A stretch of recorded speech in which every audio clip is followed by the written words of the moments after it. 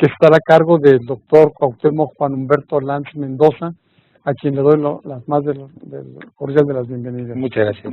Bienvenido, doctor. El doctor es biólogo por la Universidad Nacional Autónoma de México, en 1985. Cursó la maestría en Ciencias en Inmunología por la Escuela Nacional de Ciencias del Instituto Politécnico Nacional en 1989 y es doctor en Ciencias en Inmunología por la misma institución. Fue becario del Consejo Nacional de Ciencia y Tecnología durante sus estudios de posgrado. Realizó estudios postdoctorales con la doctora Ingrid Heim en la Universidad de Estocolmo, Suecia. También en la Escuela Politécnica de Zurich con la doctora Tina Trensek y en el Centro de Investigación de Insectos de la Universidad de Arizona con la doctora Elizabeth Willott. El doctor ingresó al Instituto Nacional de Salud Pública en 1998, donde actualmente es director del área de infección e inmunología. Es investigador nivel F, nivel 3 por el Sistema Nacional de Investigadores. Desde su ingreso al Instituto Nacional de Salud Pública fue investigador de 1999 a 2002 y posteriormente fue nombrado el director de lo que ya comentamos. Sus líneas de investigación incluyen el estudio de la evaluación y filogenia de la respuesta inmunitaria, usando como modelos a los insectos vectores de enfermedades como son el mosquito Anopheles, vector del paludismo, y el mosquito Aedes aegypti, vector del dengue. Su grupo se ha convertido en una referencia para colaboraciones en diferentes proyectos de respuesta inmune, innata y la participación en cursos de posgrado. Ha logrado fortalecer su grupo de investigación a través de financiamiento nacionales e internacionales. En particular, obtuvo el apoyo para formar una red internacional con financiamiento del FONCICIT, Fondo de Cooperación México y la Unión Europea. Con este apoyo formó un consorcio con IBT, con el Instituto de Biotecnología de la UNAM, con el doctor Pozzani Pozzai, en Oxitec en Inglaterra con el doctor Luke Alfie, en Greta, Grecia con el doctor Thanasis Loukeris, y para realizar el proyecto de desarrollo de mosquitos transgénicos resistentes a la transmisión de malaria y dengue. El doctor es autor de más de 80 publicaciones, de las cuales 55 son artículos en revistas especializadas con arbitrajes, y 2 capítulos del libro también. El doctor también, en lo que se refiere a docencia, ha impartido clases como profesor en el año 2002 a la fecha, desde el año 2002 a la fecha, en la licenciatura de Biología en la Facultad de Biología de la Universidad Autónoma del Estado de Morelos, y en los posgrados en Ciencias Biológicas del Instituto Politécnico Nacional y en la Escuela de Salud Pública del Instituto Nacional de Salud Pública. Ha organizado también 2 congresos nacionales y bajo su dirección se han concluido 10 tesis de licenciatura, 5 de maestría, 2 de doctorado y 3 postdoctorales. Como ven, un amplio currículum del doctor, a quien tenemos el honor de tener entre nosotros. Pues sin más preámbulos, le damos la palabra al doctor con su tema. Adelante, doctor. Muchísimas gracias por la invitación. Siempre es un placer estar en estas videoconferencias. Y lo que les vengo a presentar son avances sobre nuevas estrategias, y nuevas estrategias que particularmente 2 hemos estado desarrollando de manera muy intensa en el instituto. La primera de ellas, muy interesante, que vamos a referirnos a los mosquitos transgénicos, han causado una gran controversia el uso o no de los transgénicos en el país, y es un reto muy interesante que siempre ha estado sometido a debate. Y también les vamos a hablar de unos aspectos recientes de investigación científica que estamos realizando aquí en nuestro laboratorio, que nos va a permitir, o que también están en un debate muy interesante, porque estamos rompiendo una serie de paradigmas de la respuesta inmunitaria. Bueno, sin más preámbulos, a mí me gustaría, voy a hablar de estos temas durante la plática. Por un lado, quiero hablarles un poquito de las generalidades de la línea de ETVs de nuestra institución. Posteriormente vamos a hablar un poquito de mosquitos transgénicos, como les decía. También vamos a platicar un poquito del uso de Wolbachia. Wolbachia es una bacteria que ha sido muy interesante su uso recientemente, pero no está alejada de una discusión y de un debate también para su uso. El otro punto que me gustaría platicar brevemente con ustedes es sobre la vacunación en mosquitos. Y así le puse vacunación a propósito, es una cosa muy interesante.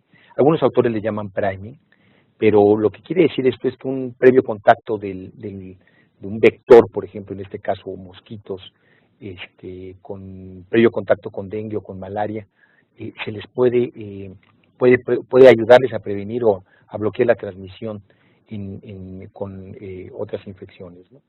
Y al final de cuentas vamos a hablar un poquito de la conclusión. La conclusión, pues, yo creo que en este tema ahorita de momento no podemos llegar a una gran conclusión, pero sí vamos a ver algunos puntos que creo que son relevantes para abrir todo un debate y preguntas. Para empezar un poquito con lo de nuestra línea de investigación, quiero decirles que la línea de investigación de enfermedades transmitidas por vector en el Instituto Nacional de Salud Pública ha sido una línea muy exitosa. Contamos con investigadores con preparación en todos los niveles, tanto de maestría y doctorado, pero en áreas tanto de biología molecular, de biología, incluso de medicina, que han permitido enriquecer esta línea de una manera muy particular. Pero esta línea de enfermedades transmitidas por vectores, y en particular las ETVs, como así se les conoce, pues tienen muchísimos problemas, ¿no? Por ejemplo, aquí en esta diapositiva les estoy poniendo algunos problemas generales, ¿no? Por ejemplo, tenemos dificultades para la prevención y control de las ETVs en áreas endémicas y residuales de transmisión. Tenemos problemas porque ya cuando en un momento determinado se pensaba que en algunas áreas habíamos podido controlar o incluso eliminar los mosquitos, regresan. Tenemos un desconocimiento de los factores determinantes de la persistencia de la transmisión. ¿Qué es lo que permite que se siga manteniendo esta transmisión, ¿no? Necesidad de nuevas estrategias para la prevención de las ETVs que sean amigables con el medio ambiente y costo efectivas. Esto es bien interesante también, porque se tienen que desarrollar nuevas estrategias. Es cierto, los insecticidas han sido muy utilizados y en mi opinión se deben seguir utilizando cuando tenemos algún brote importante, pero también, como todos ustedes lo saben, los insecticidas están causando o han causado resistencia en muchos de los insectos. Y la otra, pues, es el problema de la especificidad. Desgraciadamente, los insecticidas pueden afectar a otras especies como insectos polinizadores, ¿no? Necesitamos adecuar las intervenciones de prevención y control a la estructura ecosocial y cultural de las comunidades afectadas. Esto es bien interesante. Es cierto que ahorita lo que les voy a hablar son una serie de conocimientos básicos que está desarrollando el instituto, pero nosotros no podemos desatender lo que ocurre allá afuera y no podemos perder la perspectiva. El impacto que pueden causar cualquiera de las estrategias que estemos utilizando no van a tener un efecto si no estamos en una comunión y una comunicación con las comunidades. Es muy importante. Se requieren actividades dirigidas para inducir la participación comunitaria, es fundamental. Necesitamos establecer mecanismos de vigilancia epidemiológica eficaces, eso es muy importante. Y tenemos problemas de una ausencia a múltiples niveles gubernamentales y científicos, de una visión estratégica, yo diría holística a largo plazo. Entonces, desgraciadamente, en muchas ocasiones se tratan de hacer controles de los vectores, de los principales vectores de malaria, dengue, chagas, etcétera, y desgraciadamente cambian los gobiernos, o cambia el presidente municipal, o cambia el gobernador, y todas esas estrategias, pues, o se terminan o se tienen que volver a adaptar y se pierde mucho de lo ya caminado. Por lo tanto, pues tenemos muchas justificantes, ¿no? Existen áreas en donde las medidas tienen un control muy limitado. El decremento del control ocasiona un repunte de la endemia y son fuentes de brotes epidémicos, como lo mencionábamos hace un momento. El disminuir las medidas de control pues va a ocasionar nuevamente la aparición de los vectores y por ende la transmisión de las enfermedades. Los factores condicionantes de la situación no han sido identificados adecuadamente y la percepción sobre esas enfermedades y su control y los determinantes socioculturales de la interacción con el personal operativo del programa del control requieren de mejores estrategias. Esto es bien importante. A final de cuentas, muchas de las estrategias que nosotros estamos desarrollando en nuestra institución tienen que venir conectados con las gentes que trabajan. Entonces, ya platicaremos brevemente también, pero pues me adelanto, tenemos una colaboración con el SENAPRESE desde hace tiempo para hacer entomovigilancia. Nos interesa mucho qué es lo que las gentes que trabajan en campo, cómo ven todas esas nuevas estrategias, cómo, cuándo y dónde se pueden aplicar. Esto es muy importante porque a veces nos olvidamos de que no todas las estrategias se pueden utilizar al mismo tiempo. Creo que al final de cuentas vamos a necesitar combinarlas. Pero qué mejor que las gentes de los programas de control que nos vayan orientando, nos vayan dirigiendo cómo utilizar adecuadamente estas nuevas estrategias. Bueno, los objetivos de esta línea del instituto es, por un lado, desarrollar nuevas estrategias de vigilancia epidemiológica, desarrollar nuevos métodos de control, que es muy importante en nuestra línea aquí en el instituto, y desarrollar nuevas estrategias de prevención. Esto también pues es obligatorio y es fundamental. Nosotros vemos en nuestra línea de investigación las enfermedades transmitidas por vector de una manera muy holística o muy general. Vean este diagrama de Venn, en el fondo tenemos el mapa de la República Mexicana. ¿Y qué es lo que podemos observar? Bueno, estos tres grandes círculos, vean cómo también se van juntando estos círculos, van entrecruzando. Por un lado, necesitamos obtener información sobre el parásito o el vector, el humano, y sus interacciones. Eso es muy importante. Por otro lado, necesitamos desarrollar y evaluar estrategias comunitarias, y tenemos que reevaluar los métodos de control y establecer alternativas. Esto es también muy importante. Por eso es tan importante la investigación básica para poder desarrollar estas nuevas alternativas. En muchas ocasiones nosotros nos quedamos cortos con respecto a la aplicación de todas estas experiencias, porque, insisto, muchas veces lo que ocurre en los laboratorios de investigación como el nuestro necesitan una estrategia diferente para que puedan ser aplicados ya en las comunidades o en la naturaleza. Aquí son algunos ejemplos de este mismo diagrama. Como les decía, uno de los propósitos de nuestra línea de investigación es obtener información sobre el parásito, el vector, el humano y sus interacciones, y reevaluar esos métodos de control y establecer alternativas. Aquí solamente algunos ejemplos de algunas cosas que se están realizando, ¿no? Por un lado, del lado izquierdo de la pantalla, de la figura, ustedes van a poder ver en la parte superior el análisis de las regiones reguladoras de los genes involucrados en la respuesta inmune de los vectores. Nos interesa ver, y aunque muchos de ustedes tal vez no lo sepan, pero los vectores tienen una respuesta inmunitaria, sí, tienen mecanismos de defensa que tratan de limitar al parásito, al patógeno con el que se encuentran, y se activan. El sistema inmune de los insectos se activa de manera muy intensa durante la presencia del Plasmodium, por ejemplo, en el caso de Anopheles, o del virus dengue en el caso de Aedes aegypti. Es muy importante analizar la respuesta inmunitaria y, en particular, sitios de regulación de genes de defensa. No quiero ser tan específico, pero si recibo algún comentario de que alguien quiere más precisión o más profundidad en algún punto, pues nos los pueden hacer llegar. Por otro lado están los determinantes moleculares y ecológicos para la transmisión de las ETBs, el desarrollo de vacunas bloqueadas de la transmisión.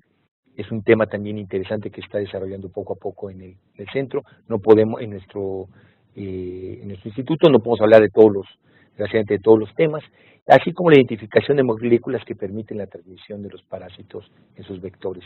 Es bien interesante la identificación de estas moléculas. Y curiosamente, no todos los insectos, no todos los mosquitos, no todos los vectores van a transmitir las enfermedades. Todavía no sabemos por qué. Algunos autores dicen que algunos tienen ciertos genes y otros no, que hay modificaciones, que hay, por ejemplo, polimorfismos de un solo nucleótido en sitios reguladores o en los genes mismos que no permiten que ciertos patógenos se transmitan o que sean transmitidos. Desgraciadamente, aquí sí me puedo adelantar y decirles que es una línea completamente nueva y que va a requerir mucha más investigación para llegar a conclusiones que puedan ser utilizadas en un futuro cercano. También, por otro lado, tenemos la evaluación y diagnóstico y transmisión de TBs. Esto del diagnóstico es muy interesante. Como les decía, uno de los objetivos de nuestra línea de investigación es la colaboración con la Secretaría de Salud, y estamos trabajando con el SENAPRESE en todo un modelo de análisis de mosquitos infectados a través de técnicas de biología molecular y también de técnicas utilizando anticuerpos para hacer entomovigilancia. Esto es muy interesante porque eso nos va a permitir tratar de situar geográficamente los sitios donde podemos encontrar mosquitos infectados y podemos hacer de manera dirigida intervenciones. Esto es muy, muy interesante. Aquí estamos utilizando algunas proteínas recombinantes, estamos del virus dengue, estamos haciendo anticuerpos monoclonales, etcétera, pero es todo un análisis, una estrategia muy interesante que hemos estado desarrollando. Bueno, y tenemos metas a mediano plazo y también a largo plazo, ¿no? Tenemos que tener un conocimiento actualizado sobre la interacción del parásito o de los patógenos con el vector y el humano y también con el ambiente. Es complicado. También quiero decirles que en nuestro instituto, no tan solo aquí en Cuernavaca estamos trabajando con ETBs, la línea de ETBs también alcanza al CRISP, al Centro Regional de Investigación en Salud Pública, donde muchos investigadores del CRISP están trabajando precisamente en aspectos ecológicos, ambientales, perdón, y también de comportamiento de los vectores que nos van a permitir a un mediano plazo tratar de hacer intervenciones más dirigidas. Y a largo plazo, pues, ¿no?, necesitamos establecer sistemas de vigilancia y control en áreas con transmisión recurrente y evaluación de nuevas estrategias comunitarias para la prevención de las ETBs.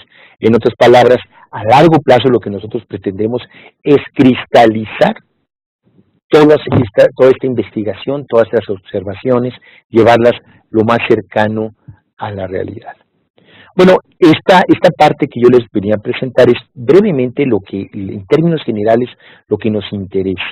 Yo les voy a hablar de lo que hemos estado haciendo recientemente, porque de eso se trataba un poquito, era platicar con ustedes, comentarles las estrategias que hemos estado utilizando para generar, por ejemplo, mosquitos transgénicos, que es el punto que sigue.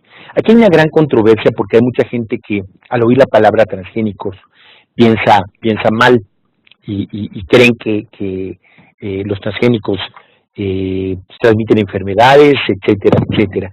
Yo les quisiera comentar que pues hemos vivido con organismos transgénicos por muchísimo tiempo.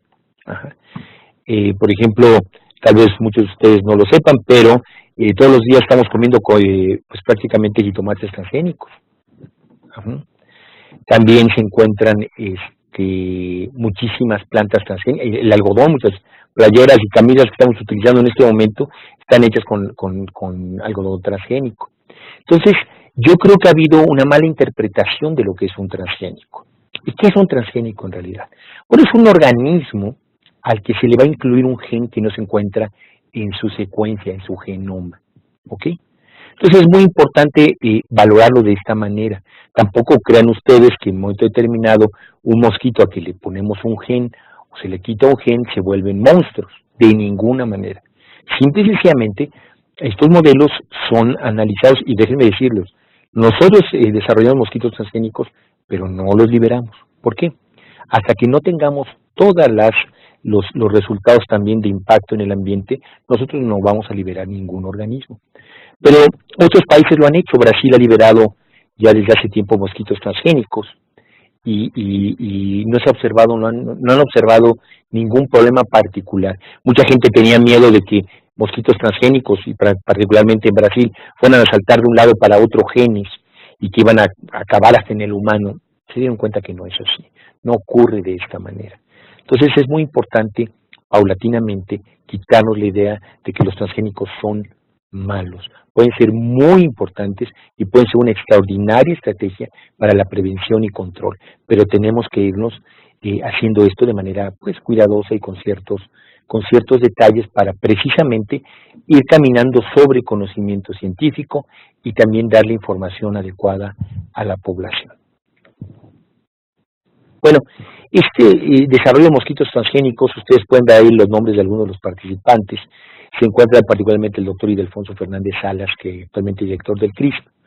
El doctor Raúl Nogués, que trabaja conmigo, es un postdoctorante que es un experto en técnicas de biología molecular, que le llamamos de corte y confección, porque es capaz, Raúl, de mover genes de un lado para otro para ayudarnos en los transgénicos, y particularmente con el doctor Enrique Merino en la actualidad. Aunque adelante me voy a referir a una serie de estudios que hemos realizado con el doctor Lurival Posani. ¿Okay? En esta figura, simple y sencillamente, son dos ejemplos que vamos a ver un poquito más adelante. Por un lado, mosquitos que podemos disminuir la población, por ejemplo, de machos, haciendo machos estériles, de tal manera que estos machos ya no se van a copulan, pero ya no van a tener descendencia, y también el desarrollo de mosquitos que sean resistentes a la transmisión. Esto es bien interesante también, y ahorita lo vamos a ver, porque aquí estamos utilizando un péptido que encontró el doctor Lurival Posani en el veneno del alacrán Pandinus imperator. Pero ahorita vamos a platicar un poquito de esa parte. Bueno, usé esta diapositiva nada más para que no olvidemos algunas cosas, ¿no? Hay nuevas estrategias, por ejemplo, veíamos lo de la vacuna que bloquea la transmisión o la infección de los mosquitos con malaria o con virus dengue. Es algo que está particularmente, es muy interesante, que está desarrollando la doctora María Carmen Rodríguez, también aquí de nuestro instituto. Y también, pues, dentro de estas nuevas estrategias está el desarrollo de mosquitos transgénicos, con genes tóxicos que confieren resistencia a la infección con plasmodium y dengue. Me voy a adelantar, les voy a decir que pues prácticamente este primer intento ya lo logramos. Ya tenemos el mosquito transgénico que yo espero que en breve estemos probando lo que se llama el fitness, la capacidad que tenga para reproducirse normalmente. Este mosquito en una serie de jaulas gigantes que tenemos allá en Tapachula, Chiapas con Ildefonso. Yo creo que esa parte pues en breve podemos empezar a obtener los resultados. Pero ya es una realidad, me adelanto con ustedes, pero sí hay mosquitos transgénicos que podemos decir mosquitos transgénicos mexicanos. Eso sí es muy interesante, ¿ok? Bueno, pero ¿qué necesitamos? Bueno, aquí hay varios puntos para que tenemos que cumplir, pero yo me quisiera centrar en el último, que dice generar tecnología para prevenir la transmisión de enfermedades por mosquitos. Hace algún tiempo iniciamos un proyecto en colaboración con una gran compañía de mosquitos transgénicos que se llama Oxitec. Oxitec desarrolló una tecnología muy interesante para hacer los mosquitos transgénicos, y gracias a este proyecto de FUNCICID pudimos colaborar con ellos, con el doctor Tanasis Luqueris y con el doctor Lurival Posani. Formamos ese primer consorcio, ese fue el primer consorcio que formamos.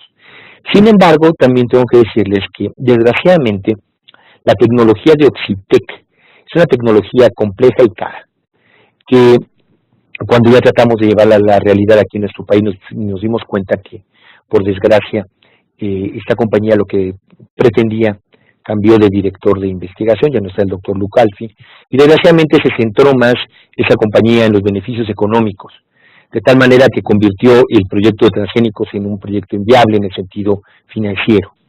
Por lo tanto, decidimos generar nuestra propia tecnología para desarrollar a estos mosquitos transgénicos. Y esto es muy importante porque yo les puedo decir y me anticipo con todos ustedes. Esta tecnología que hemos utilizado, que es el sistema CRISPR-Cas, ahorita se los voy a detallar un poquito más. Entiendo que tenemos en la audiencia tal vez algunos expertos en biología molecular, otros no. Pero yo les puedo decir que esta tecnología que nosotros hemos desarrollado para los mosquitos transgénicos la tenemos aquí en nuestra institución y nosotros la podemos proporcionar para cualquier persona que lo desee. Esta tecnología para desarrollar transgénesis la tenemos aquí en la institución y la podemos compartir con cualquier investigador o institución que lo requiera, porque no tenemos ningún fin de lucro para el desarrollo de estos mosquitos transgénicos. Bueno, nada más me siento algunos de ustedes que ya están muy familiarizados con el vector, pues sabemos que este mosquito es un mosquito muy fuerte, es un mosquito muy poderoso que prácticamente ya se encuentra casi podemos decir en todo el mundo, ¿no? Y además puede sobrevivir en condiciones muy difíciles el mosquito.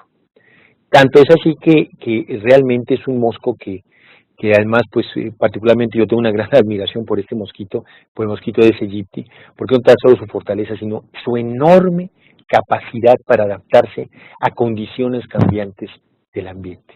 Puede adaptarse a condiciones de frío, de seca, de mucha humedad, etcétera. Es realmente un mosco que, salvo porque transmite dengue y otras enfermedades como Zika, chikungunya y demás, es un organismo simple y sencillamente extraordinario y digno de estudiarlo desde el punto de vista fisiológico. Realmente es un bicho extraordinario. Esa es otra forma de representarlo, pero aquí lo que tratamos de detallar un poquito, y lo trató de detallar mi colega Raúl Nogués, fue simple y sencillamente algunas estructuras internas del mosquito para que vean cómo está formado, ¿no? Aquí el mosquito está simulando que está tomando sangre de un vaso sanguíneo. En ese momento, pues vean ustedes, se ingieren partículas virales. Aquí nos pone Raúl el virus dengue, cómo penetra, toma la sangre y a través de la sangre va a ir el virus. Y el primer sitio donde va a tener contacto el virus va a ser el epitelio intestinal.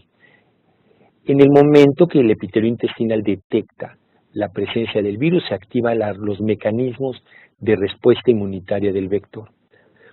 Ustedes van a decir, bueno, ¿y por qué requiere el mosquito que se prendan los mecanismos de defensa y demás? ¿Para qué tiene mecanismos de defensa el mosquito? Pero déjenme decirles que el virus afecta mucho al mosquito, le afecta su longevidad y le afecta su comportamiento. De tal manera que al vector no le gusta tener al virus en realidad. Déjenme decirles que el virus no es un virus lítico en el mosquito, o sea, no destruye tejidos, pero le toma recursos. Y eso es muy importante porque el mosco lo que quiere es tomar sangre, pero para poner huevecillos. No le interesa transmitir la enfermedad, lo único que quiere es poner huevecillos, continuar como especie. Pero no le interesa de ninguna manera infectarse con el virus dengue, y además que este virus le vaya a causar problemas.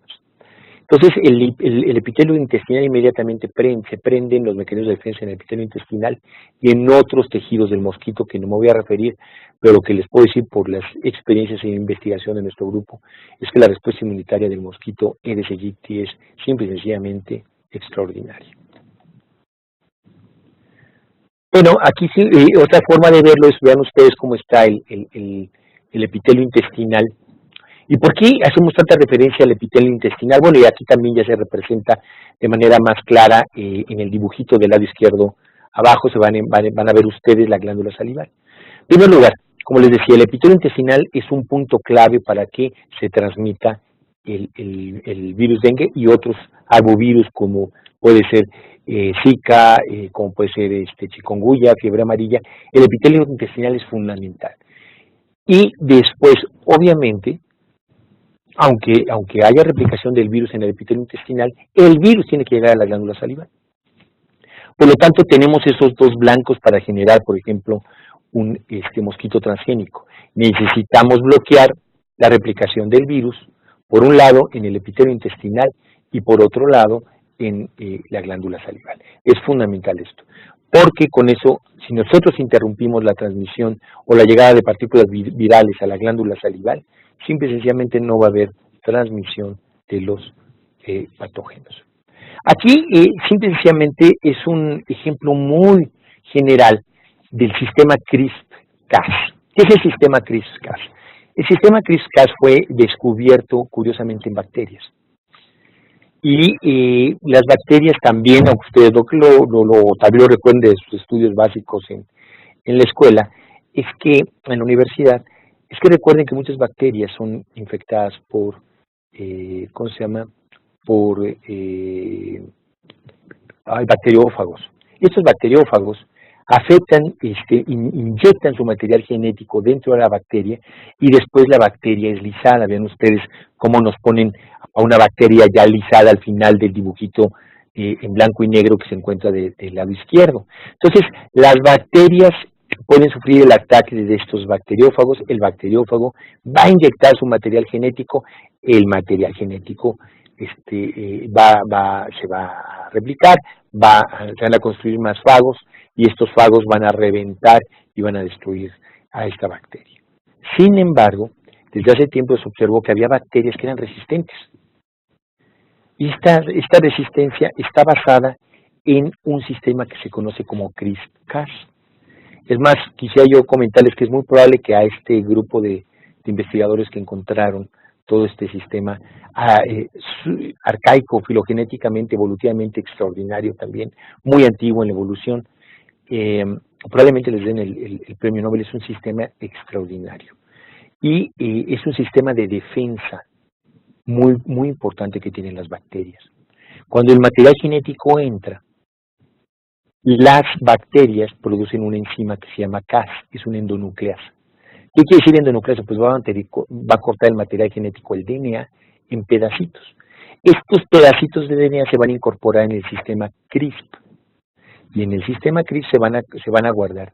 Si vuelve a ser infectada la bacteria con el mismo fago, al inyectar su material genético, se va a expresar estos fragmentos que quedaron en el sistema CRISP y van a eliminar al material genético que llegó, lo van a silenciar. Esto es bien interesante, porque este sistema es el que se está utilizando en la actualidad para todos los fenómenos de transgénesis, pero también, incluso para terapia génica. Digo, esta plática no es de terapia génica, pero déjenme decirles que ya utilizaron este sistema para eliminar un gen malo que había en un niño y lo sustituyeron por el gen correcto. O sea, quitaron el gen mutado y metieron el gen correcto. Y esto ocurrió, se llevó a cabo toda esa serie de experimentos en China. De hecho, fue en un feto donde lo hicieron, ¿no? Fue realizado por los chinos con investigadores americanos. Y vamos a ver cuál va a ser el resultado de todo este fenómeno de reparación de este gen. Pero está abriendo el sistema CRISPR-Cas, está abriendo la posibilidad de manipulaciones genéticas que no teníamos antes. Y esta es la base y ese es el fundamento que nos ha permitido desarrollar ese sistema, esta estrategia en el laboratorio, pero para hacer nuestros mosquitos transgénicos. Bueno, aquí está de una manera mucho más precisa cómo es el sistema Cas y el sistema CRISPR-Cas. Bueno, aquí el sistema Cas es muy importante y les decía, aquellos que estén interesados en este sistema, con mucho gusto lo podemos detallar más, pero tiene que tener ustedes un RNA guía. No entro en detalles moleculares, pero es muy importante tener la guía de RNA para que Cas corte, la endonucleasa corte exactamente donde uno lo desea. Bueno, por ejemplo, nosotros estamos desarrollando dos líneas, una con Ildefonso Fernández allá en el CRISP, que lo que estamos tratando es hacer mosquitos suicidas, simple y sencillamente machos, que ya no se lleguen a desarrollar. No entro yo todos los detalles, pero lo que debe haber es que tú debes de producir un gen suicida, debes introducirlo en el genoma del mosquito, y lo hacemos a través de Cas. Ustedes ven del lado izquierdo, ese circulito del lado izquierdo es un símbolo, o significa un plásmido que trae a la endonucleasa. Y el lado derecho es la guía de RNA. No me voy a detalles, pero imagínense ustedes que debemos de tomar huevecillos, embriones de mosquitos, y estos deben ser microinyectados. Microinyectados por un lado con la guía de RNA para que sepa la enzima dónde va a cortar, dónde debe estar nuestra enzima, nuestra Cas, y arriba también. Vean ustedes que hay una cosa de color verde que se llama GFP, es una proteína de selección. Es fluorescente, lo que va a hacer es que los mosquitos que tengamos éxito en toda esta transformación van a florecer. Entonces, en un microscopio de fluorescencia de los que en muchos laboratorios contamos tanto de investigación o en universidades, se puede seleccionar al mosco que traiga esta fluorescencia. Puedes cambiarla, no necesariamente que sea verde, la podemos poner también rojo, etcétera. Tenemos, realmente esto es ya estrategias que se han utilizado de múltiples formas, así es que realmente tenemos acceso a toda esta transformación. Bueno, también les decía, estos plásmidos los contamos con ellos, así es que simple y sencillamente este es el plásmido, los sitios de restricción donde cortan distintas enzimas, pero lo importante, me voy a saltar esta parte porque no quiero cargarlos con demasiados letritas y números, pero lo que les puedo decir es que, por un lado, esta estrategia la estamos utilizando para hacer una supresión poblacional y también para sustituir poblaciones. Esas son las dos grandes estrategias que se están siguiendo. Suprimir una población, es decir, producir machos estériles que no puedan, que simple y sencillamente no vayan a tener descendencia, o vamos a utilizar o vamos a desarrollar todos estos mosquitos resistentes. Aquí es así como vamos reduciendo las poblaciones, pero me detengo en porque esto es muy interesante para lo que se denomina el dominante letal de dos componentes. Y digamos, lo importante de todo esto es que para que todo esto se lleve a cabo es necesario el uso de tetraciclina. Entonces la tetraciclina lo que va a hacer, lo paso rápido, simple y sencillamente es que estos sistemas van a permitir que sin tetraciclina, lo que va a ocurrir es que estos embriones van a morir. Estos transgénicos que nosotros estamos desarrollando mueren. Ajá. Pero si no le pones tetraciclina, simple y sencillamente, con tetraciclina la fase embrionaria va a sobrevivir. Y de tal manera que vas a llegar a tener adultos que sobrevivan. ¿A qué nos referimos esto? Esto es muy importante el control, porque nosotros en el laboratorio podemos controlar a través de estos antibióticos la expresión o no de ciertos genes, lo cual nos permite simple y sencillamente seleccionar lo que nosotros necesitamos y además es una válvula de seguridad en caso de cualquier escape involuntario.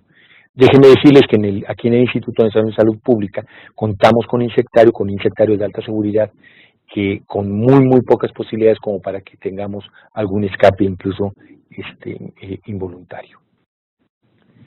Ahora, yo me refería aquí en otros mosquitos resistentes, me hago la referencia al trabajo que hicimos con el doctor Lourival Posani.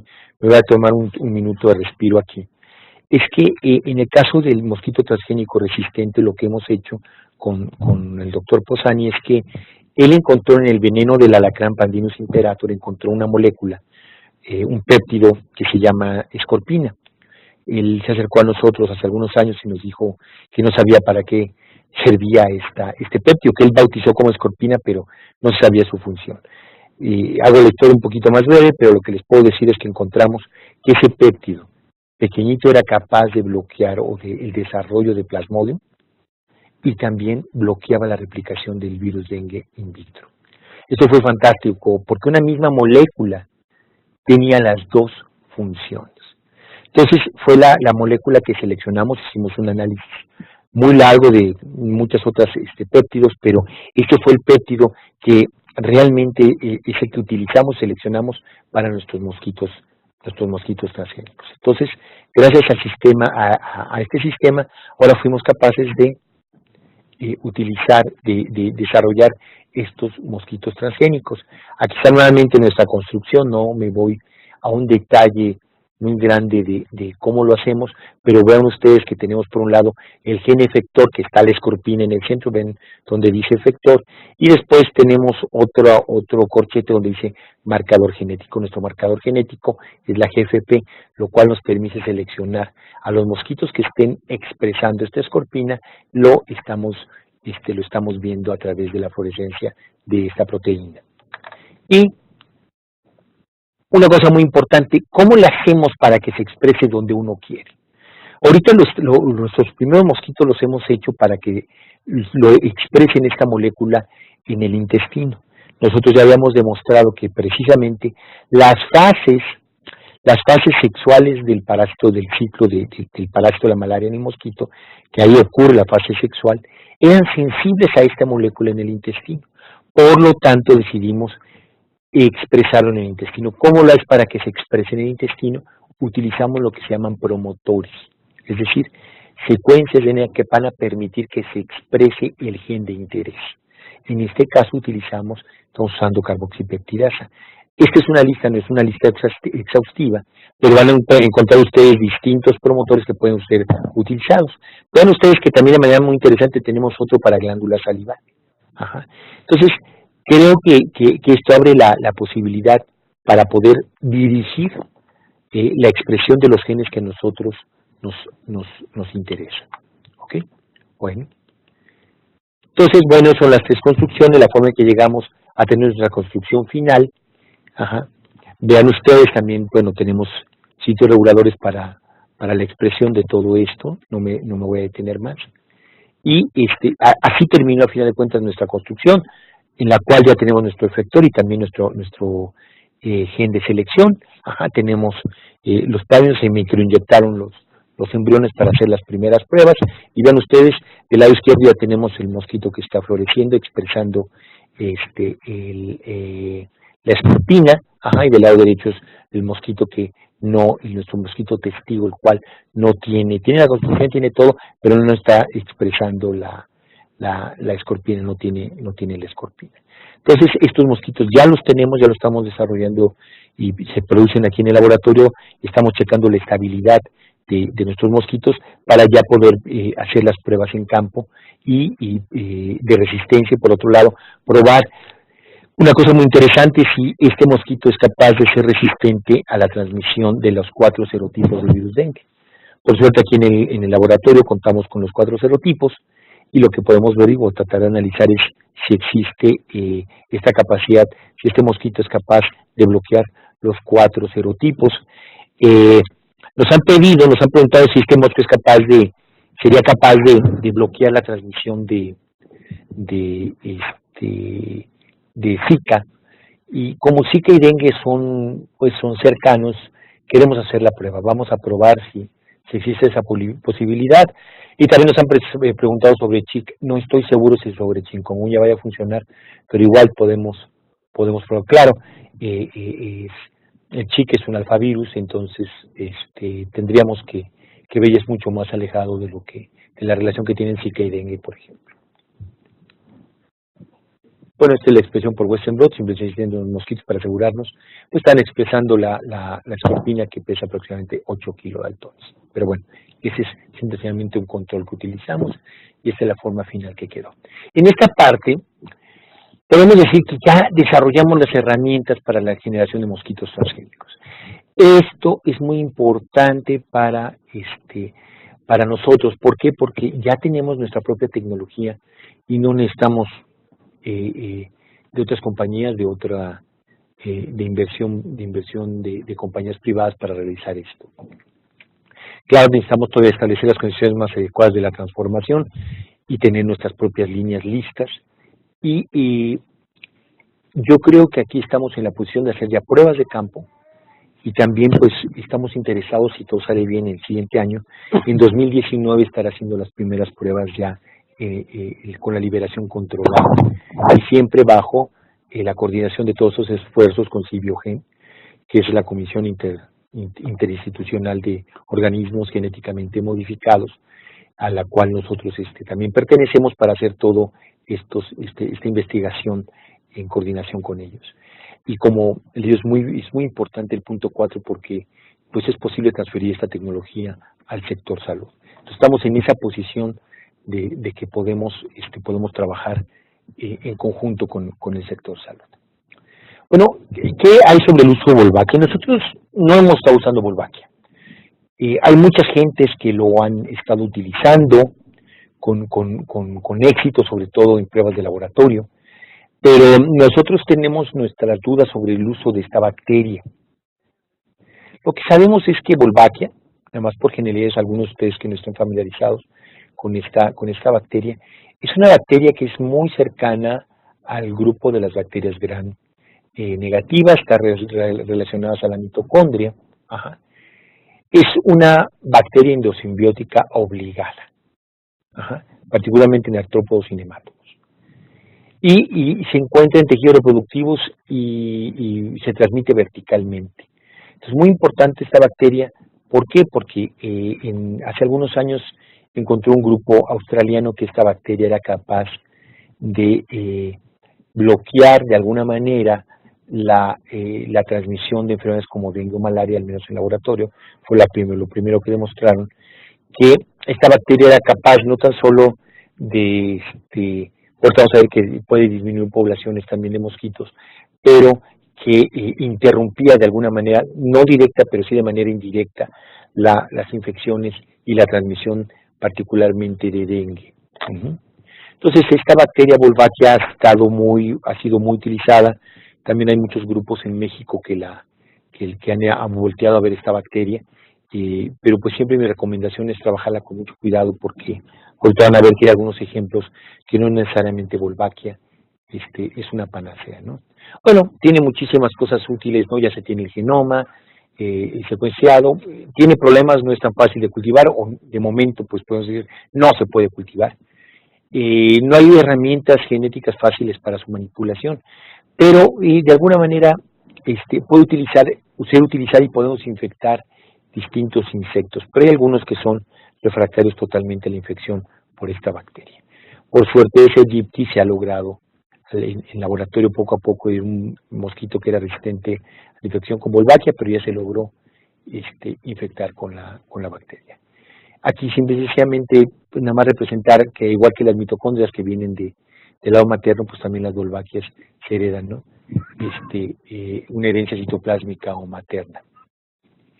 Pero aquí está lo interesante que los quiero mencionar. Machos infectados con Wolbachia, cuando se reproducen o se cruzan con una hembra no infectada, quedan a producir huevecillos que se mueren. Eso es muy importante. Es una forma de reducir las poblaciones de mosquitos y es aparentemente muy práctica. Vean ustedes el cuadrito de abajo, dice macho infectado, pero la hembra sí está infectada y se producen huevos infectados.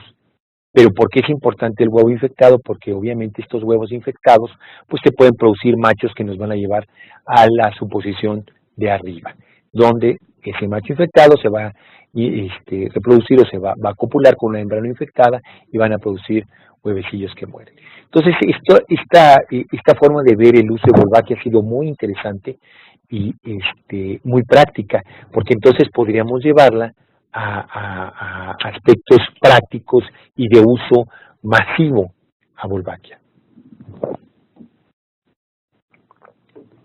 Entonces es interesante, pero vean el uso de Wolbachia como programa para el control de mosquitos. Por un lado, ya decíamos, puede haber una disminución de las poblaciones, pero hay una serie también de ventajas y desventajas. Bueno, Wolbachia déjeme decir también que es un género que se encuentra en muchos lados. O sea, prácticamente en la Tierra vamos a encontrar Wolbachia todo el tiempo.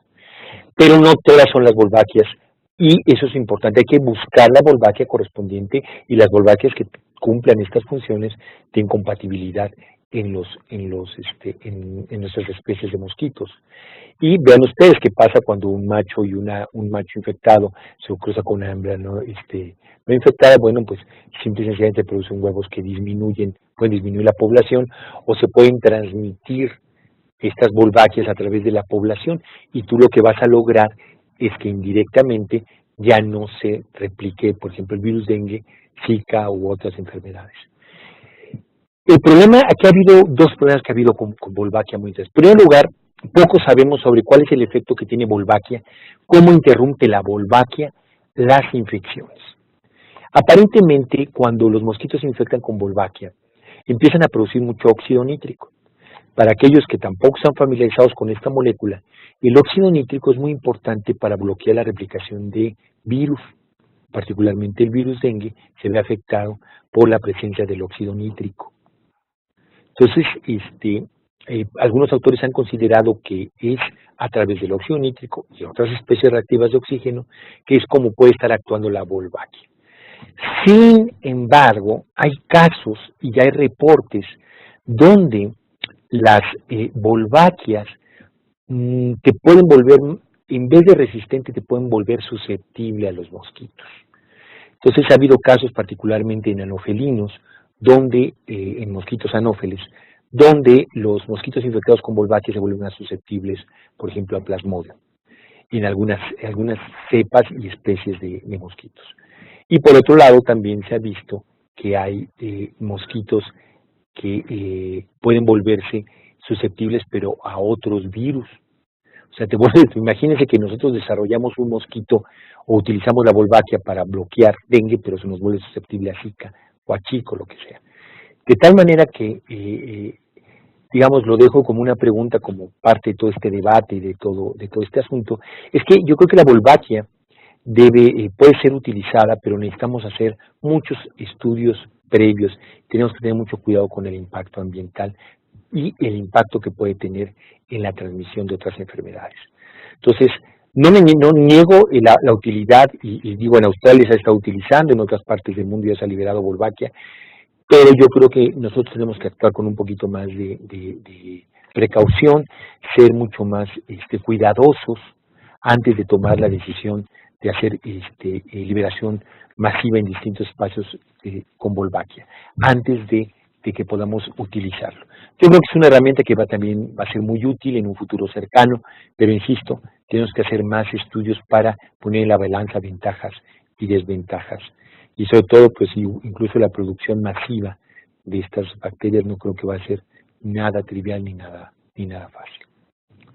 Bueno, me voy al último punto que digamos que de estas estrategias recientes, y sí les quiero decir que nuestro grupo ha sido pionero en este estudio, de esta investigación en mosquitos y puedo decirles que en invertebrados. Nuestro grupo de investigación se hizo una pregunta hace algún tiempo. Como ustedes saben, nosotros, los mamíferos, los humanos, pues tenemos memoria inmunológica. ¿En qué consiste la memoria inmunológica? En que si nosotros nos encontramos con un patógeno, tenemos la capacidad a través de nuestros linfocitos de recordar nuevamente si nos enfrentamos a ese patógeno. Eso es lo que se conoce como memoria inmunológica, la capacidad de recordar un encuentro previo. Y en nosotros está basada en lo que se conocen como linfocitos T y linfocitos B de memoria. Digamos, esa es la forma que nosotros hemos conocido desde el punto de vista inmunológico, así se conoce desde hace mucho tiempo. Se pensaba que esta capacidad de recordar contactos previos era una capacidad que era exclusiva de los mamíferos. Se pensaba que era exclusiva de los mamíferos. Pero es una agradable sorpresa y les puedo decir que nos hemos dado cuenta que los insectos y particularmente los mosquitos son capaces de recordar estos encuentros previos. Son capaces de recordar que estuvieron en contacto con Plasmodium o que estuvieron en contacto con virus dengue. Recuerdan este contacto previo. Entonces, nosotros esto le llamamos priming para no entrar en muchos problemas, pero aquí me tomé la libertad de poner vacunación porque tal vez ustedes cuando oyen la palabra vacunación les puede quedar más clara la idea. ¿Cómo hacemos nosotros nuestros estudios de memoria? Bueno, lo que nosotros hacemos es que el mosquito anófeles, también dejen de decirles que tenemos un insectario aquí en el Instituto Nacional de Salud Pública que produce miles de mosquitos mensuales, 10, 15, 20 mil mosquitos mensuales para estudios, tanto de Aedes aegypti como de anófeles. Podemos infectarlos de manera regular, tenemos al para esto de la malaria, nosotros trabajamos con Plasmodium berghei, podemos infectarlos continuamente o al mosquito Aedes aegypti con virus dengue. ¿Qué es lo interesante de todo esto? Bueno, que nosotros la forma en que inducimos esta memoria o que vacunamos a estos mosquitos es que los ponemos en un contacto primero con el patógeno. En el caso de Plasmodium lo que hacemos es que alimentamos a los mosquitos con el parásito de la malaria, pero les hacemos un cambio de temperatura. El parásito se muere en el mosquito, pero el mosquito ya quedó con la información, ya guarda la información de ese contacto previo. En caso de virus dengue lo que hacemos es que utilizamos virus dengue inactivo. Entonces alimentamos los mosquitos con virus dengue inactivo y ya quedan con esa información. Días después, pueden ser 7 días, 14 días y hasta 21 días después, nosotros alimentamos a los mosquitos con cantidades elevadas, tanto del parásito de la malaria o con muchísimas partículas virales infectivas al mosquito y evaluamos al mosquito Aedes y evaluamos su capacidad para que estos patógenos se multipliquen, particularmente en el epitelio intestinal. Recuerdan ustedes que el epitelio intestinal es un punto clave para el desarrollo de estos patógenos en los mosquitos. Nada más les quiero decir que vean ustedes las barritas negras, a los mosquitos las barritas blancas son los testigos, aquellos mosquitos que no fueron sometidos a ningún tratamiento. Y las barritas negras son los resultados de los mosquitos a las que previamente, digamos así, hemos vacunado. Y vean ustedes que ya sea a corto tiempo, 7 o a largos periodos de tiempo, 14 días, los mosquitos llegan a disminuir, pueden resistir mejor una bomba de parásitos que se les da. Son capaces de manejar perfectamente al parásito. Ajá. Claro, hay un problema de longevidad, no me quiero meter con lo que también en biología, en evolución se conoce como un trade-off, pero bueno, pero hay cierto grado de especificidad. Vean ustedes, nuestra respuesta inmunitaria, cuando nosotros vacunamos, siempre vacunamos y decimos que las vacunas inducen respuestas muy específicas. Nos está sorprendiendo, porque los mosquitos también empiezan a demostrar capacidades específicas de respuesta inmunitaria y de memoria que nos están sorprendiendo totalmente. Vean ustedes, en este caso, infectamos a los mosquitos los vacunamos con con Plasmodium berghei o los vacunamos con Plasmodium schaebaudi. Plasmodium schaebaudi es primo hermano de Plasmodium berghei, son muy cercanos. Pero aún así, solamente hay disminución en la carga de parasitaria cuando el mosquito ha sido infectado con Plasmodium berghei previamente. O sea, si ha sido vacunado con berghei, si ha sido vacunado con schaebaudi, no hay la capacidad para poder controlar la infección. Entonces, vean ustedes, claro, perdón, aquí se les volvió a dar el reto es con Plasmodium berghei. Entonces, con Plasmodium berghei contra berghei sí responden, pero si vacunados con schaebaudi no hay respuesta. El Plasmodium berghei puede multiplicarse sin problemas. Y la respuesta es bifásica e más intensa. Esto, no me voy al detalle de la figura porque utilizamos unos péptidos antimicrobianos. Pero lo interesante de todo esto es que la respuesta es bifásica. Cualquier semejanza con la respuesta inmune de los mamíferos no es mera coincidencia. Ahí hay cosas bien interesantes genéticamente de fondo que probablemente estamos compartiendo con los mamíferos. Y hay un costo, les decía, particularmente las hembras que deciden que son vacunadas y deciden pelear contra el parásito, ponen menos huevecillos, como pueden ver en la figura de abajo, y en la figura de arriba, además, ponen menos huevecillos y estos huevecillos eclosionan menos. O sea, sí hay un costo de la vacunación en los insectos, y eso también es un dato muy, muy importante. Pero ¿cómo podemos utilizar aquí este fenómeno de priming? ¿Cómo podemos utilizar toda esta información? No traigo porque no quería que fuera una plática que fuera demasiado llena de aspectos moleculares, pero también hemos hecho estudios que durante la ontogenia del mosquito. Ahorita voy a ese detalle. Miren, es cierto, el priming y también el priming está funcionando para virus dengue, básicamente con el mismo resultado. Mosquitos previamente vacunados o que han estado en contacto con el virus dengue, también hay una reducción muy importante de la presencia del virus en mosquitos con respecto a mosquitos que no han sido vacunados. Pero aquí hay una cosa importante. ¿Cómo vamos a vacunar? Yo siempre les doy este ejemplo. Ni modo que hagamos la Semana Nacional de Vacunación de Mosquitos, ¿no? Que ustedes me traigan los mosquitos aquí al instituto, se los traigan al doctor Lance, él los vacuna y se los regresa. Pues eso no lo podemos hacer. Pero ¿cómo sí podemos incidir? O sea, la prueba de principio ya está aquí. Podemos inducir un estado de resistencia. Bueno, ¿cómo podemos hacerlo de manera más real? Bueno, acuérdense que los mosquitos tienen parte de su ciclo es acuático. Y en el agua se encuentran las larvitas. La pregunta es, ¿podremos inducir un estado de resistencia en las larvas? Ustedes han de recordar que en muchos lugares del país, y tal vez ustedes estén familiarizados con la abatización, cuando las brigadas de los distintos servicios de salud de los estados llegan a depositar o llegan a entregar el abate para que se ponga en piletas de agua, es muy bonito. ¿Para qué sirve? Pues para matar a las larvitas. ¿Qué podríamos hacer aquí en este caso?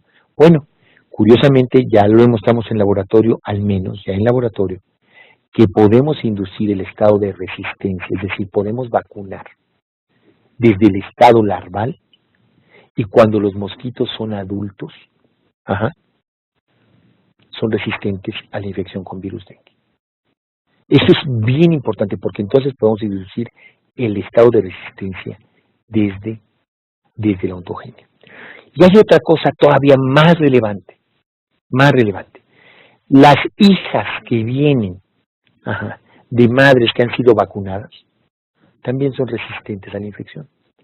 Generalmente nosotros podemos decir que nosotros nos vamos a morir con nuestra propia experiencia inmunológica. Nos vamos a morir con estos contactos que tuvimos con antígenos durante toda nuestra vida, pues parte de la información de nuestra experiencia inmunológica la transmitimos a través de la leche materna, en el caso de las madres, a través de la leche materna y el calostro a los bebés, pero de unos meses. Nosotros nos vamos a morir con nuestra experiencia inmunológica. Los insectos no. Los insectos pueden pasar a la siguiente generación su experiencia, y no tan solo eso, pueden bloquear también la transmisión de enfermedades. Esto está abriendo completamente una nueva un paradigma nuevo, no tan solo en el manejo de vectores o en el control de enfermedades transmitidas por vector, sino los insectos en general. Podemos manipular su respuesta inmune, podemos inducirlas en un estado de resistencia, se puede pasar a la siguiente generación. Estos conceptos los hemos probado en laboratorio.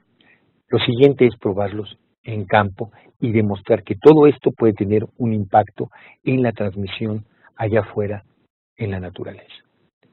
Y por último, ya para terminar esta breve plática, aquí les puse en términos generales un poquito de las ventajas y desventajas de los distintos controles, algunas cosas que hemos estado platicando hoy. Vean ustedes que todavía podemos seguir utilizando el control químico, pues sí, y yo creo que debemos utilizarlo y se debe seguir utilizando sobre todo cuando hay brotes, es muy importante. Sin embargo, quiero ser también realista con ustedes. Hemos estado rociando insecticidas desde hace 50 años y el S. aegypti ahí sigue, Anopheles albimanus ahí sigue, Anopheles pseudopuntipenes ahí sigue. Pero también tenemos efectos en el ambiente. Entonces, creo que los insecticidas siguen funcionando. El problema es que no hemos hecho no hemos realizado las acciones adecuadas para que estos insecticidas se usen correctamente y además pues, nos están generando problemas de resistencia. Wolbachia tiene grandes ventajas, sí, muchas ventajas, pero también ya vimos que puede tener algunos efectos nocivos que tenemos que investigar antes de poder probarlo o llevarlo a campo. Y los mosquitos transgénicos. Ya le hablé de las desventajas que tiene un mosquito transgénico. Un problema de las desventajas del mosquito transgénico es que ya lo tienes, pero después pues necesitas multiplicar esos mosquitos y liberar continuamente esos mosquitos en los sitios donde puede haber, ya sea para disminuir una población o para liberar mosquitos que sean resistentes. Entonces sí se necesita una producción masiva de los mismos. Y en muchos casos esto ha llegado a producir pues una resistencia o una dependencia, económica de compañías como la que mencionábamos en el caso de Oxitec. Y bueno, simplemente los dejo con esto de que hay muchos, seguimos viendo aquí en esta tabla de Raúl Nogués, requerimientos, ventajas y desventajas. Miren, yo creo que muchas de estas estrategias que he platicado brevemente el día de hoy con ustedes, pues prácticamente muchas de ellas son una realidad, pero también faltan muchas cosas de investigación que tenemos que hacer previo a la liberación masiva de ninguna de estas estrategias y de cualquiera de estas estrategias, y además necesitamos hacer todavía la búsqueda de nuevas moléculas que permitan interrumpir la transmisión de estas enfermedades. Entonces, con esto termino mi plática y estoy a sus órdenes para cualquier comentario o duda. También van a ver ustedes al principio de la presentación, está mi correo electrónico, así es que estoy a sus órdenes. Pues muchas gracias, doctor Lantz. Sumamente interesante su plática y actual todo lo que están haciendo ustedes aquí en su grupo de trabajo con respecto a estas enfermedades transmitidas por vector. Y pues están muy en punta, ¿no?, de muchas investigaciones a nivel mundial, según lo que comentan aquí varias personas que están escuchándolo. Y lo primero que me viene a la mente es decirle que lo felicitan, que es una investigación sumamente importante y que ojalá que se ponga al servicio de las instituciones de salud de lo más pronto posible, porque esto pues disminuiría mucho la prevalencia de muchas enfermedades a través de estas fabulosas intervenciones que están llevando ustedes a cabo. ¿Sí? Tenemos a la Universidad Autónoma de Nuevo León, como siempre, que se conectan con nosotros, y les damos las gracias por estar con nosotros, y también a la vez les damos la palabra por si quisieran hacer alguna pregunta, ahorita aprovechando que está el doctor Lantz. Adelante, Universidad Autónoma de Nuevo León, si tuvieran alguna pregunta o duda. Sí, buenas tardes. De momento no tenemos preguntas, no nos queda más que agradecerle al doctor su presentación. Hay otras personas que estuvieron interesadas en el tema, pero lamentablemente el día de hoy no pudieron acompañarnos aquí en la sala pero estaremos muy pendientes por ahí cuando saquen los videos y pues probablemente más adelante nos pongamos en contacto con el doctor. Muchas gracias. No, pues gracias a ustedes y les recuerdo que en la página del instituto se ponen los videos como a los 8 o 15 días que el ponente expone y ustedes pueden bajar cualquiera de los que hayan presentado sus investigadores y estarán ahí a sus órdenes. También inclusive me preguntaban en los chats que dan la presentación y bueno, eso les estoy contestando para las personas que no saben, que se ponen ahí en la página del instituto a través del área donde dice videoconferencias, programa de videoconferencias, y ahí está el chat. Inclusive al final normalmente la licenciada Reina les manda su constancia y les manda los sitios donde pueden ustedes acceder a esto. Pues muchas gracias, Nuevo León. Tenemos a la de Tabasco. Le damos la palabra a la universidad, ¿cómo se llama? ¿Regional? ¿La Juárez? No, es la regional. La regional de Villahermosa va a ser de Tabasco. Adelante.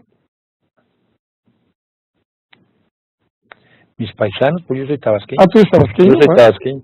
Bueno, pues aquí hay un paisano para los tabasqueños. Buenas tardes. Buenas tardes. Sí, adelante. Pues para agradecerle compartir toda esta información acerca de las nuevas tecnologías que están usando en el área de salud.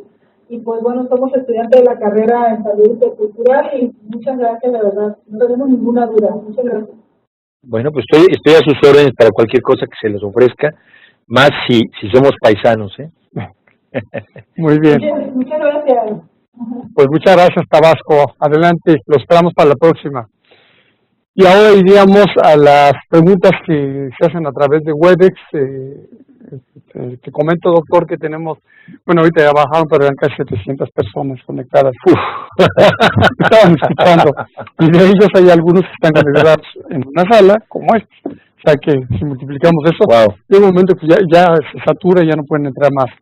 Pero, bueno, pues todos te felicitan, muy interesante tu ponencia. Y escogí 3, 4 preguntas para ya, pues no, ya de estar cansado de tanto hablar, pero bueno. ¿Cuándo calculan, doctor Lance, que se puedan liberar en el ambiente los mosquitos transgénicos?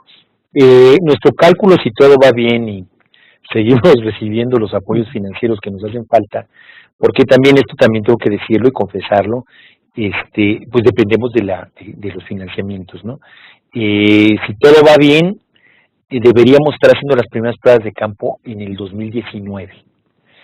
Y eso quiere decir que ya con la seguridad de eso ya podríamos estar ofreciendo, si todo sale bien, creo que todo va a salir muy bien, ya estaríamos en posición de ofrecerlo, yo creo que a finales de 2019, espero ya estar liberándolos, más bien, teniendo los resultados de esa liberación.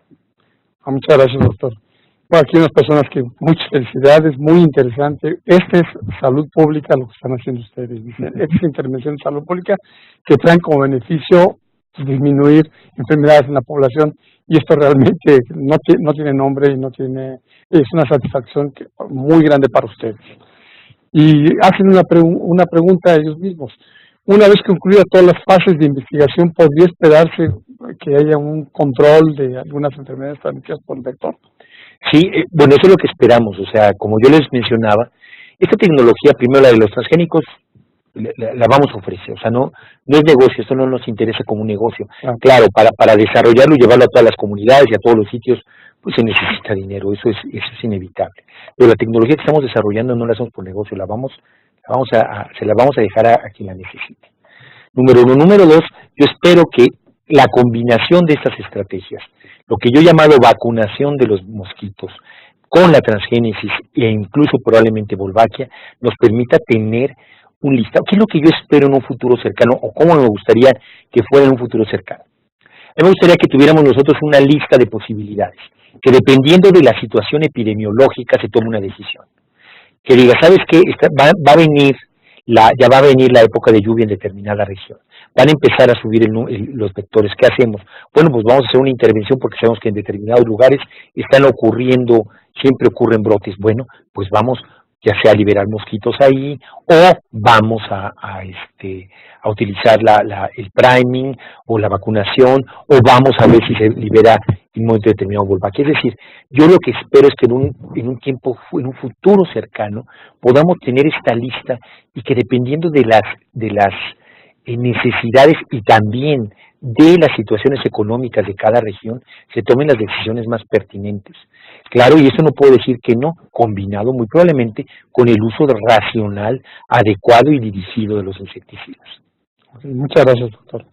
Aquí hay otra, pero creo que ya la parecida, pero esa yo creo que ya la ponemos. ¿Para cuándo se empezar a hacer pruebas en la población mexicana? Eso ya lo habías comentado, doctor.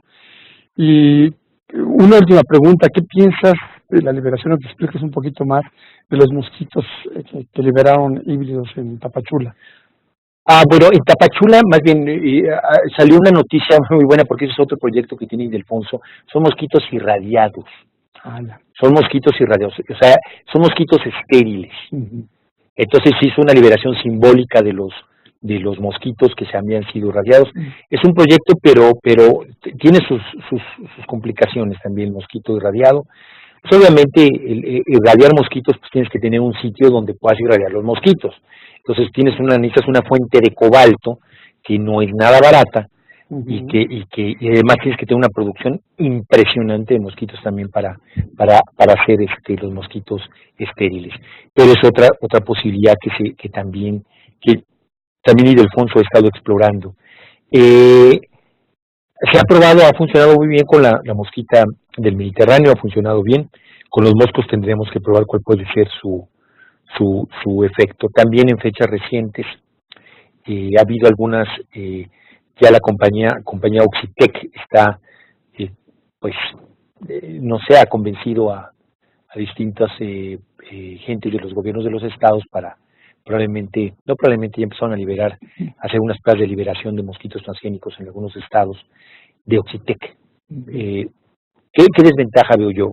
Y permítanme decirlo, es que el problema que hay es que nos van a hacer dependientes de la tecnología de Oxitec. Entonces, ¿funciona Oxitec? Claro que funciona, estoy diciendo que no funciona, pero ¿qué va a pasar? Pregunten cuánto va a costar ese mosquito transgénico y el dineral que se va a requerir para mantenerlos. Ese es el problema, que lo que nosotros estamos haciendo pretendemos que llegue a la comunidad, pero no por negocio. Y, perdón, en el caso de Oxitec es una compañía privada, que lo que tiene interés, desgraciadamente mi amigo Lucalfi, que era el que estaba ahí como director de investigación, pues desde hace muchos años ya no está ahí por problemas precisamente de ver que esto no iba en la dirección que él estaba pensando, ¿no? Sumamente interesante lo que opinas, qué desafortunado, ¿no? Pero bueno, así son las situaciones, ¿no? Y pues no nos queda más que despedirnos, darles una vez más las gracias al doctor Lantz por su excelente presentación y esperarlos para la próxima que será dentro de una semana, ahora va a ser dentro de una semana, no dos, y ahí cerramos este ciclo 16avo con el tema respuesta inmunes contra el virus dengue, implicaciones en vacunación, algo también sumamente interesante y sumamente relacionado con lo que en humanos, sí. Para el 5 de diciembre, que estará a cargo del doctor Jesús Martínez Barneche, perdón. Pues muchísimas gracias a todos y buenas tardes. Buenas tardes y muchas gracias a todos. Gracias.